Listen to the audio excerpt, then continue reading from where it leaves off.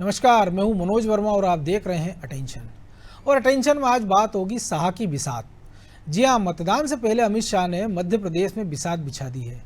इसी कड़ी में उन्होंने बागियों से चर्चा की और सलाह दी कि नाराजगी छोड़ काम में लगो।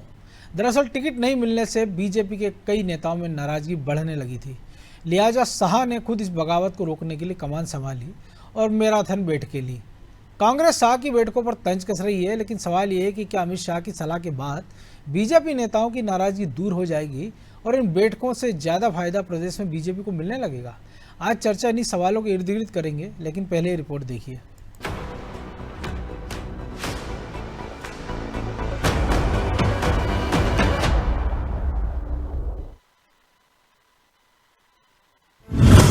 डैमेज कंट्रोल करने उतरे शाह, बागियों से की 1-to-1 चर्चा, नाराजगी छोड़ काम करने की दी नसीहत, नाराज नेताओं को लेकर खूब हो रही सियासत। 3 दिन के दौरे पर मध्य प्रदेश आए अमित शाह बागियों से 1-to-1 चर्चा कर डैमेज कंट्रोल करने की कोशिश में जुटे हैं।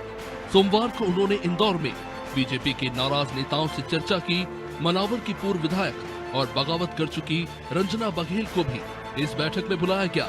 जाहिर है कि कई सीटों पर बीजेपी की सूची आने के बाद बगावत के सुर तेज हो गए थे। कई नेता निर्दलीय भी ताल ठोक रहे थे।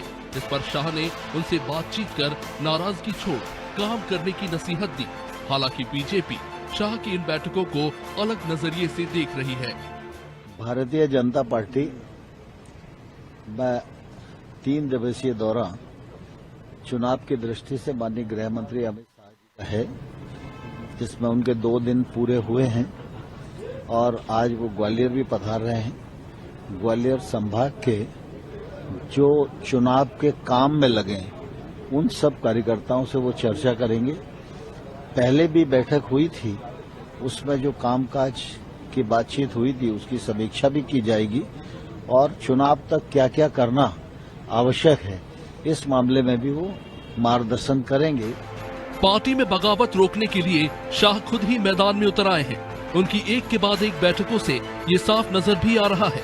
लेकिन कांग्रेस में फिलहाल कोई भी बड़ा नेता बागियों की नाराजगी दूर करने के लिए बैठकें करता नहीं दिख रहा। लेकिन शाह की बैठक पर कांग्रेस हमलावर जरूर है और ये कह रही है कि इस नाराजगी का फायदा उसे चुनाव में मिलेगा। मध्य प्रदेश में जिस तरह के हालात हैं और भारतीय जनता पार्टी का एक एक कार्यकर्ता एक एक नेता समझ रहा है कि अब हमारी चला चली की बेला है। निश्चित रूप से हर आदमी अमित शाह जी से भी और महाराज से ही बदला लेना चाहता है, क्योंकि अमित शाह जिस तरह से दादागिरी बताते हैं, जिस तरह से कार्यकर्ताओं की बेइज्जती करते हैं, पूरा भारतीय जनता पार्टी को कौन जानता है। इसमें कोई शक नहीं कि बागी कांग्रेस और बीजेपी दोनों का ही खेल बिगाड़ सकते हैं। लिहाजा बीजेपी के चाणक्य अमित शाह इन रूठे नेताओं को हल्के में नहीं ले रहे और 1-to-1 चर्चा कर उन्हें काम पर लगाने की कोशिश कर रहे हैं, ताकि पार्टी को कम से कम नुकसान हो। हालांकि शाह के डैमेज कंट्रोल करने की ये कोशिशें कितना कारगर होने वाली है, ये तो चुनाव के नतीजे तय करेंगे। लेकिन इतना जरूर है कि बागियों ने बीजेपी और कांग्रेस की दिलों की धड़कनें जरूर बढ़ा रखी हैं। ब्यूरो रिपोर्ट, अनादि टीवी।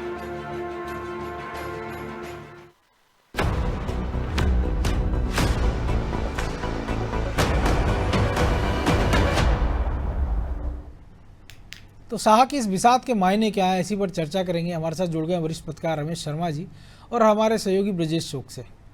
बहुत स्वागत है शर्मा जी आपका अनादि टीवी में। आवाज आ रही है शर्मा जी आपको? हाँ, मुझे तो आपकी आवाज आ रही है, आपको आ रही है? जी जी बिल्कुल। तो चुनावी मौसम में उम्मीद की जा रही थी कि जिस प्रकार की बैठकें करेंगे अमित शाह, लेकिन मामला जो गंभीर होता जा रहा है, क्योंकि 3 दर्जन से ज़्यादा सीटों पर नाराजगी की खबरें हैं, बागी हैं, कोई निर्दलीय खड़ा हो रहा है। तो ऐसे में अमित शाह की ये जो बैठकों का दौर है मैराथन, कि बागियों को मनाना, नाराज लोगों को मनाना, चुनाव के लिहाज से कितना महत्वपूर्ण साबित होने वाला है? देखिए, ये चुनाव के लिहाज से उनका कार्य बहुत महत्वपूर्ण है। जो टोटल खबरें आ रही हैं छोटी बड़ी मिलाकर के असंतोष की करीब 65-70 सीटों पर भाजपा से ये खबरें आ रही हैं। कहीं विद्रोह हो रहा है, कुछ चेतावनी दे रहे हैं, कुछ दूसरे दलों में चले गए हैं, कुछ निर्दलीय पर्चा भरा है कुछ लोगों ने। लेकिन फिर भी उसमें से, जैसा कि आपने 2-3 दर्जन कहा है, तो फिर भी 30 से 35 सीट ऐसी हैं जहां अगर कंट्रोल नहीं हुआ तो भाजपा को नुकसान हो सकता है। तो अमित शाह जी की ये जो यात्रा उन्होंने की है, इसमें बुला बुला करके लोगों ने बातचीत की है, जैसे विशेषकर मालवा में और चंबल संभाग में, वो इसमें इस बार ज्यादा प्रयत्न कर रहे हैं, क्योंकि ये माना जा रहा है कि मालवा में और चंबल संभाग में, जहाँ की दोनों के बीच में इस बार प्रतिष्ठा का और कांटे का संघर्ष होगा, वहीं मालवा में भाजपा की कोशिश ये है कि कुछ सीटें जो उनको 2018 में नुकसान हो गया था, उनकी भरपाई वो किसी प्रकार कर सके। तो ये जो बैठकर ले रहे हैं, लोगों को वो मना रहे हैं, कुछ लोग उसमें मान भी जाएंगे, लेकिन तस्वीर जो क्लियर होगी विड्रॉल की डेट के बाद क्लियर हो पाएगी। हालांकि जैसे आज रंजना बघेल जी से उनकी बातचीत हुई है, अब ये उम्मीद की जा रही है कि रंजना बघेल संभवतः वापस ले लेंगी। इसी तरीके से इंदौर में भी उनकी बातचीत हुई है, महू में उनकी बातचीत हुई है।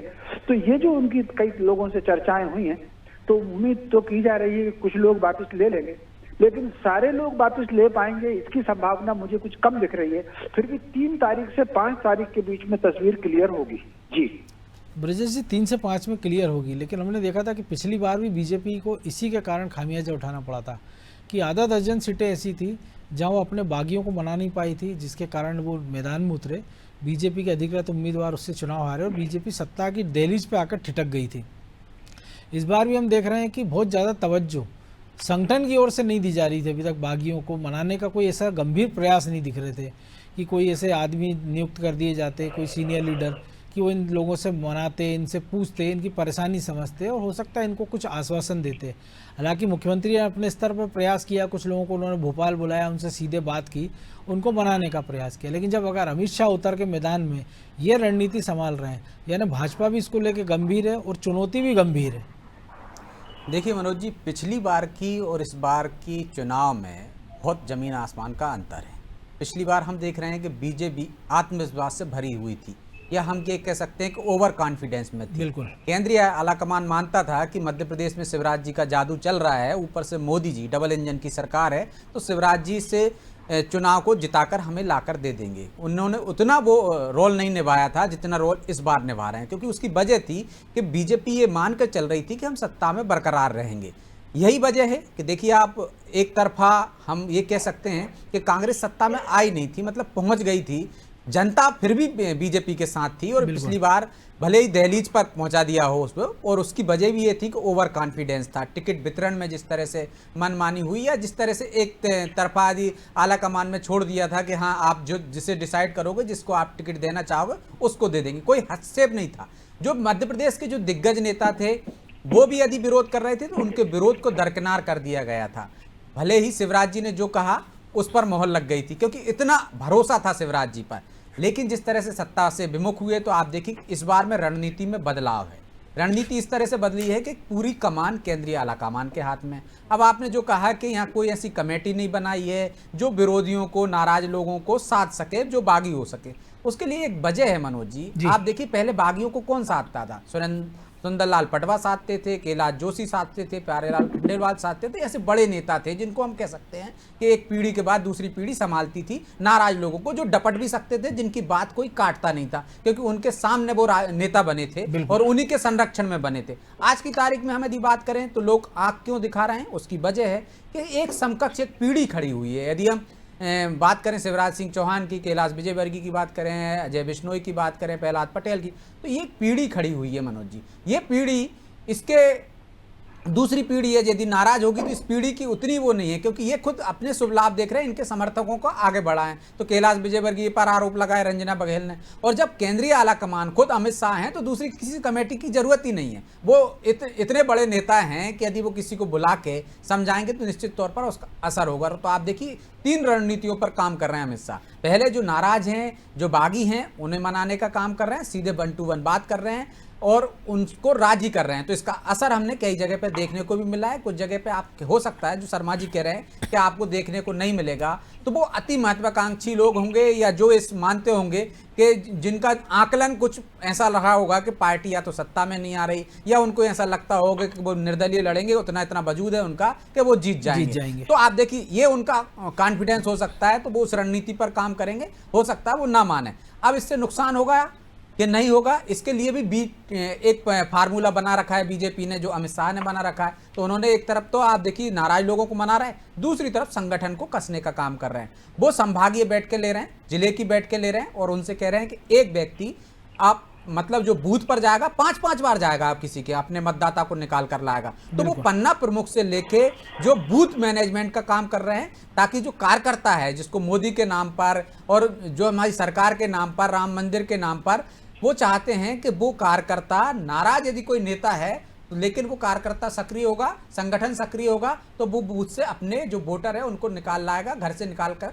बूथ पर लाएगा और मतदान करा देगा। इसकी जिम्मेदारी दे रहे हैं ताकि जो नाराज है उनसे जो नुकसान होने वाला है उसकी भरपाई की जा सके। तीसरा, वो एक काम कर रहे हैं कि वो एक जो अपनी पिच पर खिलाने की कोशिश कर रहे हैं। आप देखिए कि अमित शाह के जितने भी भाषण हुए मध्य प्रदेश में, जितने भी उनकी आम सभाएं हुई हैं, वो राम मंदिर का जिक्र करना नहीं भूलते हैं, वो सनातन का जिक्र करना नहीं भूलते हैं। तो वो उस पिच पर लाना चाहते हैं कि यदि ये नेता जो नाराज हैं, यदि जिनको नहीं मना पा रहे हैं हम, वो यदि किसी कारण से बगावत भी करते हैं तो हिंदू के नाम पर वोटर एक बार फिर बीजेपी के पाले में जाए। तो राम मंदिर का जो जिक्र हो रहा है, और अब वैसे भी कह सकते हैं हम कि अमित शाह वो नेता है मध्य प्रदेश में नहीं पूरे देश में जिन्होंने अपनी एक तरह से काबिलियत दिखाई है संगठन के मामले में, चाहे पन्ना प्रमुख की बात हो, चाहे चुनावी रणनीति बनाने की बात हो, इसमें वो माहिर हैं। बूथ मैनेजमेंट उन्हीं का दिया हुआ है। आप देखिए सबसे बड़ी पार्टी बनाने वाले कौन है, उन्होंने मिस्ड कॉल से आपकी सदस्यता बनाई और दुनिया की सबसे बड़ी पार्टी बना दी। तो बहुत सारे नए प्रयोग किए और मुझे नहीं लगता कि आज की तारीख में अमित शाह जी किसी बड़े नेता से कह रहे हैं कि आप बागी मत होइए, मान जाइए, और वो ना माने, क्योंकि उसको मालूम है कि बीजेपी बदली हुई है और अमित शाह का और मोदी का युग अभी चलने वाला है। और यदि वो नहीं मानता है, अमित शाह की बात काटता है, तो मुझे लगता है कि उसको राजनीतिक कैरियर पर उसके एक तरह से प्रश्न लग जाएगा, उसका कैरियर भाजपा में खत्म हो सकता है, भाजपा में। तो ये डर भी है बड़े नेताओं को, इस बार मौका नहीं मिला, हो सकता है हमें लोकसभा में मौका मिल जाए, हो सकता है हमें, यदि वो वादे कर रहे होंगे कि हम आपका सम्मान रखेंगे, आपको निगम मंडल में, यदि अमित शाह वादे कर रहे हैं तो वो जानते हैं कि ये व्यक्ति वादा कर रहा है तो पूरा करेगा। और इस व्यक्ति की हमने बात नहीं मानी तो हो सकता है कि हम राजनीतिक रूप से हाशिए पर रहें जब तक इन दोनों का युग चले। बिल्कुल। तो राजनीति में तो वैसे एक एक दिन भी बहुत महत्वपूर्ण होता है, और अगर लंबा चला ये निष्कासन, निलंबन या जो भी कुछ कहें। लेकिन शर्मा जी, एक और चीज़ है, पिछली बार हमने देखा था कि 60 के आसपास टिकट काटे गए थे और आधा दर्जन बागी थे, और इस बार 127 में से 27 विधायकों की सिटिंग विधायकों को टिकट काटे, लेकिन 50-60 सीटों पर बगावत के आसार है। 3 दर्जन सीटें फंसी हुई बताई जा रही इन्हीं सबके लेकर। तो दो आकलन हो सकते हैं, एक या तो पार्टी में अनुशासनहीनता बढ़ गई है, संगठन की कमान नहीं है, या दूसरा कि जो लोग बागी हो रहे हैं, निर्दलीय हो रहे हैं या दूसरी पार्टी में गए हैं या अपने टिकट नहीं मिलने पर नाराज हैं, कि उनको लग रहा है कि शायद पार्टी एक बार फिर से सत्ता में लौट सकती है और इस बीच हम भी चुनाव जीत के विधायक बन सकते हैं। ये भी एक कारण हो सकता है कि इतनी बड़ी संख्या में बगावत हो रही है, लोगों में नाराजगी है। देखिए, ये नाराजगी का ये कारण तो जो आपने बताया है ही। इसके अलावा एक और बात समझ लीजिए, भाजपा में एक जमाना हुआ करता था कि सारे के सारे कार्यकर्ता कैडर के आते थे, तो कैडर के आते थे तो वे इस प्रकार से मान भी जाते थे। लेकिन अब कैडर के साथ साथ 2 प्रकार के और कार्यकर्ता आए हैं। एक कार्यकर्ता तो वो है जो सरकार को देख के, आकर्षण को देख करके आया, लेकिन दूसरा कार्यकर्ता वो भी है जो महत्वाकांक्षा के कारण दूसरे दलों से घूम करके आया। तो स्वाभाविक रहा, अगर दूसरे दल से घूम करके आने वाले व्यक्ति को अगर टिकट में प्राथमिकता मिल गई तो कहीं ना कहीं जो भाजपा का कार्यकर्ता है उसके अंदर थोड़ा सा विचार भाव तो आता है। ये भाव हमको आप अगर देखें तो विंध्य प्रदेश में भी देखने को मिल रहा है और मालवा में भी देखने को मिल रहा है। ये विचार तो आता है, क्योंकि एक लंबे समय तक कोई पार्टी सरकार में बनी रहे तो इस तरह के परिवर्तन आते हैं। तो इसीलिए अगर आपने देखा होगा, जो ब्रजेश जी ने कहा कि सैद्धांतिक बातों पर अमित शाह जी जोर दे रहे हैं, और मोदी जी की जो आखिरी 3 सभाएं हुई हैं, एक सागर की और एक बीना की और जबलपुर की, शायद एक और जगह, 3 सभाएं, जो आखिरी 3 सभाएं थी, उसमें मोदी जी ने भी जो जोर दिया था, उन्होंने कहा था कि आपका नाम, आपके नाम कमल है, आपकी पहचान कमल है और आपकी शान कमल है। तो उन्होंने निशान के ऊपर ज्यादा जोर दिया था। इसलिए मुझे जो लग रहा है कि सारा कैंपेनिंग इस 1.5 महीने से 2 महीने से कार्यकर्ताओं को साधने के लिए और एकजुट करने के लिए सैद्धांतिक बातों की तरफ जा रहा है। ये बात कांग्रेस भी अच्छी तरीके से समझ रही है, इसलिए कांग्रेस इस बार सैद्धांतिक बातों पर तो हमला कर रही है, बाकी लोकल इशू पर ज्यादा जोर दे रही है। तो अमित शाह जी की ये पूरी की पूरी यात्रा, जो उन्होंने कार्यकर्ताओं को टॉकिंग पॉइंट्स दिए हैं कि जिन मुद्दे पर कार्यकर्ताओं को बात करनी है या जिन मुद्दे पर कार्यकर्ता को एक होना है, वो कहीं ना कहीं पार्टी और सिद्धांत को लेकर के उन्होंने आगे चल करके बात की है। और बहुत संभव है, ये भी सुनने में आया है कि जो अंदरूनी बैठकें हो रही हैं, अंदरूनी बैठकों में अमित शाह जी ने जो प्रमुख कार्यकर्ता हैं उनको यह आश्वासन भी दिया है कि भाई एक बार सरकार में आ जाने दीजिए, सब लोग कहीं ना कहीं इसमें समायोजित होंगे, ऐसा करके ये जो बातचीतें हुई हैं। इसके अलावा एक और बात जो नरेंद्र तोमर जी ने चंबल संभाग में कार्यकर्ताओं के बीच में कही है कि सरकार आने के साथ छोटा सा जो कार्यकर्ता है, प्रशासन पर उसकी जो साख रहती है, वो सरकार विरोध में होती है। तो आपने 13 महीने में देख लिया प्रशासन का व्यवहार आपके प्रति क्या था। तो ये जो 2-3 बातों की तरफ ऐसा सुनने में आया है, अब सच क्या है ये तो भगवान जी जाने, लेकिन ऐसा सुनने में आया है कि कार्यकर्ताओं को उन्होंने संगठन से जोड़ना और संगठन की साख बढ़ने से उनकी साख बढ़ना, इस बात पर ज्यादा जोर दिया जा रहा है। जी। और एक खबर ये भी आई थी कि अमित शाह ने ये भी कहा है कमल के निशान को लेकर कि जो इसका सम्मान नहीं करता शिवराज जी उनको मैसेज दे दीजिए। तो ये भी शायद कार्यकर्ताओं के लिए मैसेज है कि आप चिंता मत करिए, हम पीछे खड़े हैं आपके। बिल्कुल, ये कार्यकर्ताओं को, ये जो अभी अमित शाह जी के 2 दिन की है, ये टोटल उनकी कार्यकर्ताओं की बातचीत है। ये उन्होंने दोनों ग्रुपों में बैठकें ली हैं। जो समर्पित कार्यकर्ता हैं जिन्हें काम करना है उनकी बैठकें भी उन्होंने ली हैं, और जो असंतुष्ट हैं वो उनकी बैठकें भी ली हैं। तो उन्होंने दोनों तरह की बैठकें ली हैं। तो कुल मिलाकर के उनका ये पूरा का पूरा दौरा संगठन को मजबूत करके और मध्य प्रदेश में सरकार आए, भाजपा की इसी बात पर जोर है।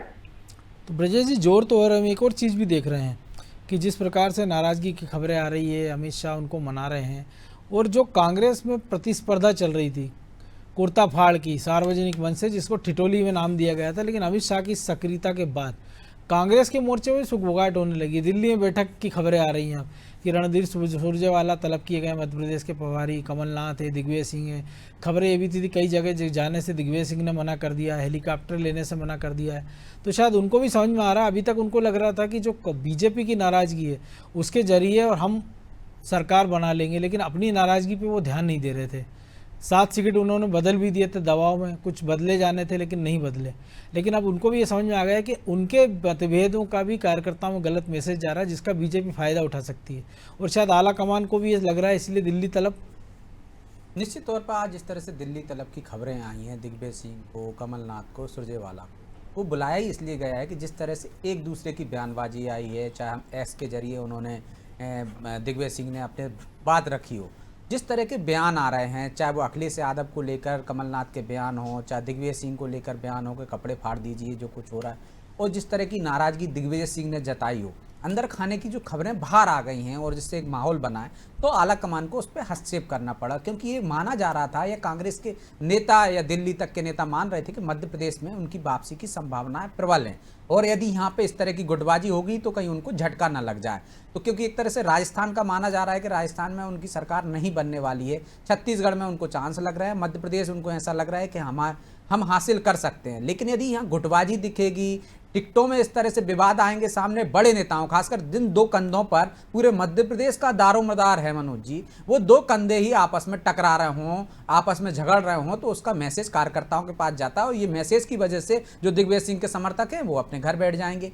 वो कमलनाथ के समर्थक और दिग्विजय सिंह के समर्थकों में जिस तरह से वो चलेगा कि हमारे नेता की नहीं चल रही, हमारे लोगों को टिकट नहीं मिल रहा, तो इससे पार्टी को नुकसान होगा। क्योंकि कांग्रेस कोई संगठन की दृष्टि से हम देखें तो उतनी मजबूत नहीं है संगठन के क्षेत्र में, उसके नेता की वजह से वो मजबूत होती है। यदि उसके छत्रप मजबूत होते हैं तो कांग्रेस मजबूत हो जाती है, उसके छत्रप कमजोर होते हैं तो कांग्रेस कमजोर हो जाती है। यदि मध्य प्रदेश के 2 बड़े नेता में से यदि मनमुटाव चलेगा तो निश्चित तौर पर उसका असर जमीन पर पड़ेगा, कार्यकर्ताओं पड़ेगा, इसका नुकसान वो उठा सकती है। शायद ये बात ताड़ गए हैं दिल्ली के नेता या आला कमान, इसी वजह से उनको तलब किया गया है। अखिलेश यादव के मामले में भी देखिए हस्तक्षेप करना पड़ा दिल्ली को, इसके बाद कुछ टिकटों में बदलाव किया गया, क्योंकि जिस तरह से बयान आए अखिलेश यादव को लेकर, चाहे वो उत्तर प्रदेश में आए हों चाहे मध्य प्रदेश में आए, उससे विवाद और बड़ा था। जो विवाद बड़ा था उसका असर मध्य प्रदेश पे भी दिखने लगा था। उन्होंने ताबड़तोड़ अपने उम्मीदवार उतार दिए थे और ऐसी सीटों पर उतार दिए थे कि यहाँ पे जरा भी यदि कांग्रेस के वोट कटते हैं तो कांग्रेस को नुकसान होगा, बीजेपी को फायदा होगा। इसकी वजह से आप देखिए कुछ जगह पे उन्होंने टिकट बदले, और उसका असर इसी वजह से हुआ क्योंकि केंद्रीय नेतृत्व में चर्चा की, सीधे राहुल गांधी ने अखिलेश यादव से चर्चा की। तो मध्य प्रदेश में यदि केंद्रीय आलाकमान हस्तक्षेप करेगा वो उस तरह से ही, तो यदि जिस तरह से बीजेपी कर रही है, केंद्रीय आलाकमान ने अपने हाथ में कमान ली है और हस्तक्षेप किया है, तो आप देखिए दिग्गजों में कहीं भी मनमुटाव की खबरें नहीं आ रही। और जो शर्मा जी भी कह रहे थे और आपने भी कहा कि जो अमित शाह की बात थी कि अधिकारी सुन लें, कोई बचा नहीं पाएगा शिवराज जी को संदेश। आप देखिए कि वैसी ही शब्दों का उपयोग कैलाश विजयवर्गीय ने कहा कि अफसरों की नहीं पहले भी चलेगी। कांग्रेस भी कहते रहे, बिल्कुल, ये कांग्रेस भी कमलनाथ, कहते रहे हैं, दिग्विजय सिंह भी कांग्रेस कहते रहे। अधिकारियों को मैसेज देते रहे हैं कि वो निष्पक्ष होकर काम करें। लेकिन सरकार आ रही है। यहाँ थोड़ा अंतर है, यहाँ अंतर है अपने कार्यकर्ताओं को मैसेज देने की। जो सरकार के खिलाफ नाराजगी है, जो एंटी इनकम्बेंसी है, या जो हम कह सकते हैं कार्यकर्ता सरकार से नाराज हो जाता है, घर बैठ जाता है, उसको संदेश देने की कोशिश है कि जो नाराजगी है वो नेताओं की वजह से नहीं है, और अभी वो अफसरों की वजह से। यदि अफसरों ने आपके नहीं सुना, आपका काम नहीं किया, तो इस बार उनको हमने ताकीद दे दी। अमित शाह ने भी बात दोहराई है ताकि कार्यकर्ता समझ जाए कि अब सरकार आएगी, सरकार बरकरार रहेगी, तो आप देख लिए कि कार्यकर्ताओं की सुनवाई होगी, अफसरों की नहीं चलेगी। जिस तरह से एक तरह से शिवराज सरकार पर आरोप उनके ही अंदर से लगते रहे, उनके ही नेता लगाते रहे, सरकारों की मनमानी। चाहे इंदौर में देख लिए बार बार ट्वीट करके कैलाश विजयवर्गीय अफसरों पर निशाना साधते रहे हैं, चाहे नरेंद्र सिंह तोमर कहते रहे हों कि कार्यकर्ताओं की सुनवाई नहीं हो रही, एक तरफा हो रहा है। तो ये मैसेज कार्यकर्ताओं को बड़े नेताओं की तरफ से देने की कोशिश की गई है ताकि वो सतर्क हो जाएं और एक तरह से जोश में आ जाएं और काम करने लगें कि अब की बार जो पार्टी आएगी, जो सत्ता में हम आएंगे, तो बदली हुई सरकार दिखेगी, कार्यकर्ताओं की चलने वाली है। क्योंकि देश के सबसे बड़े नेता ने, रणनीतिकार ने कह दिया है, तो उसके बाद भरोसा करना चाहिए बाकी के जो बड़े नेता कह रहे हैं। तो ये मैसेज देने का काम है कार्यकर्ताओं को खासकर। लेकिन क्या बागियों के लिए भी कोई मैसेज है इसमें? क्योंकि अभी इस समझाइश के बाद भी हमने देखा कि जबलपुर में जो जिला अध्यक्ष है प्रभात साहू, वो इस्तीफा दे देते हैं, पूर्व महापौर भी हैं, वो कहते हैं कार्यकर्ता बन के काम करूंगा। रंजना बघेल ने अभी कोई निर्णय लिया नहीं है। राजीव यादव धार के जिला अध्यक्ष है, वो निर्दलीय लड़ने की बात कर रहे हैं। उसके लिए अभी समय है मनोज जी। अभी कार्यकर्ताओं को या बागियों को उस तरह से चेतावनी नहीं दी जा सकती जिस तरह से अधिकारियों को दी गई है, ताकि कार्यकर्ताओं को मैसेज चले जाए। निश्चित तौर पर कमरे के अंदर उनका मान मनोबल चल रहा होगा, उन्हें मनाने के प्रयास किए जा रहे हैं, उनकी बात सुनी जा रही हो। एक तो जब आप बात सुन लेते हो किसी की, नाराज व्यक्ति की, तो वो आधा तो शांत हो ही जाता है कि उसकी बड़े नेता ने बात सुन ली। एक नाराजगी तो उसकी इस बात की रहती है कि मेरी कोई सुनवाई नहीं हो रही, मैं प्रबल दावेदार था, मैं जीत सकता था, मुझे टिकट नहीं मिला। लेकिन जब वो बड़े नेता से बात करते तो उनको आश्वासन मिलता, तो एक नाराजगी वहां शांत हो जाती। इसके बाद अभी मनाने के और स्तर पर प्रयास हो रहे होंगे, बड़े नेता बात करेंगे। हो सकता है आप देखें कि हमने पिछले जो दूसरे राज्यों की बात कर रहे थे, प्रधानमंत्री भी चर्चा करते हैं, उस स्तर तक जाएगी बीजेपी। इसके बाद कार्रवाई करती है। पहले अभी तो कोशिश करना पड़ेगी ना, क्योंकि अभी नामांकन वापसी का समय है, तो उस दिन तक कोशिश होगी। इसके बाद भी यदि जो नहीं मानेंगे उनको सख्त चेतावनी भी दी जाएगी और मैसेज भी दिया जाएगा और कार्रवाई भी की जाएगी। तो उसके लिए तो अभी थोड़ा इंतजार करना पड़ेगा। बिल्कुल, और इंतजार तो कांग्रेस के साथ साथ बीजेपी के कार्यकर्ता भी कर रहे हैं कि अमित शाह का अगला कदम क्या होगा। बहरहाल समय की कमी है, चर्चा को विराम देना होगा। बहुत धन्यवाद शर्मा जी। तो निश्चित तौर पर अमित शाह ने बिसात बिछा दी है, और जो बीजेपी की राजनीति के सबसे बड़े रणनीतिकार माने जाते हैं, और अगर वो अपनी रूटीन बैठ के छोड़ के बागियों को, कार्यकर्ताओं को मैसेज दे रहे हैं, उनको मनाने का प्रयास कर रहे हैं, तो ये इससे एक आकलन तो हो ही जा रहा है कि बीजेपी इस बार इस पूरे घटनाक्रम को लेकर कितनी गंभीर है, और वो किसी भी सूरत में 2018 की गलती को दोहराना नहीं चाहती है। अब अमित शाह की इस समझाइश का, हिदायत का, डपट का, फटकार का क्या असर आता है, ये जिस दिन नामांकन वापसी होंगे, आखिरी दिन होगा, तब देखने को मिलेगा। अटेंशन में आज इतना ही। मुझे दीजिए इजाज़त, और आप देखते रहिए अनादि टीवी। नमस्कार।